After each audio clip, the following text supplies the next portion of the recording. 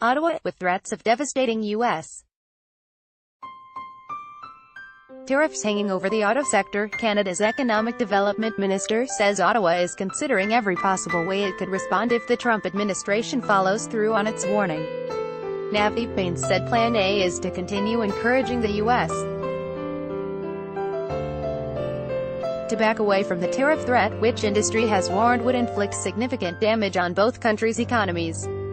Last week, Donald Trump sent a warning to Ottawa: their tariffs and trade barriers are far too high. We'll tax cars if we can't make a deal, Carolyn Castor, Associated Press, but just in case they are applied, Baines said Ottawa is considering every conceivable option. We're taking nothing off the table at this stage, Baines said in an interview. We're looking at every tool in our toolbox. Baines declined to share specifics when asked about potential industry support in Canada or retaliatory actions against the U.S. However, he noted how Ottawa took several steps to respond to American steel and aluminum duties. Article continued. Earlier this summer, Ottawa applied retaliatory tariffs on $16.6 billion worth of U.S. imports of steel, aluminum and other products. It also announced a financial aid package for industries caught in the crossfire, including up to $2 billion in new funding and support for workers in steel, aluminum and manufacturing sectors. Read more. Trump threatens auto tariffs against Canada if trade talks fail. Facing Trump's auto tariff threat, Canada's response isn't so clear. Opinion: Trump's tariffs are a clear, present danger to Canada. Levies, however, on the critical auto industry would have far bigger impacts on Canada's economy, and would likely call for a far greater response. I don't want to get into the speculation game. All I can assure you is that we will continue to support the workers and we will continue to support the industry as we've done so in the past, said Baines, who added that the government first needs to genuinely understand what the tariffs would look like and how they're applied. Article continued below. We take nothing for granted. We're doing our due diligence. We're doing our homework. U.S. President Donald Trump has made repeated threats, including one late last week, that he would slap Canada with auto tariffs. In a tweet that appeared to reference NAFTA's ongoing renegotiation, Trump wrote that the deal with Mexico is coming along nicely, and that Canada must wait. Trump then sent a warning to Ottawa: their tariffs and trade barriers are far too high.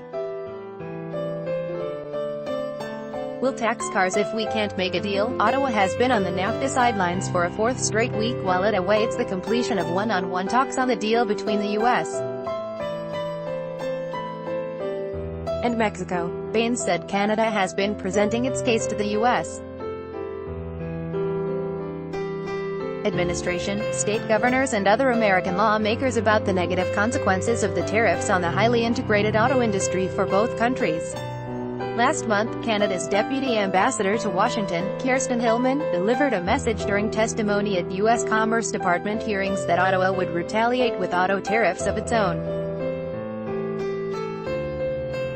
The Commerce Department is investigating whether the duties should be applied based on the premise that auto imports from Canada pose a national security risk to the U.S., an idea Ottawa has rejected.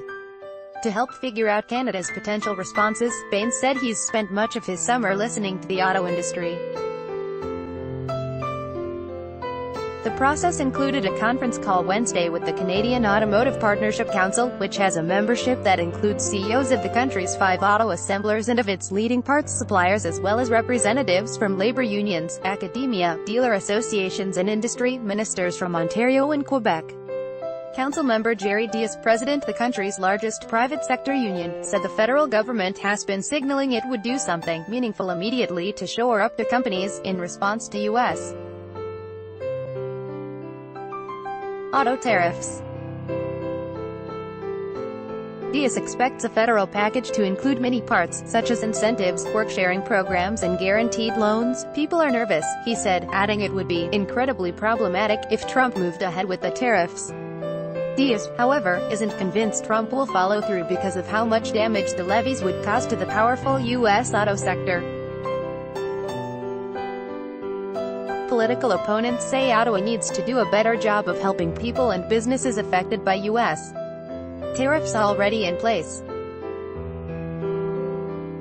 Tracy Ramsey, an NDP MP from Windsor, ONT, says she's heard from many people who have had a tough time navigating government agencies as they search for key information, such as applying for tariff exemptions and for assistance under the $2 billion worth of support promised by Ottawa.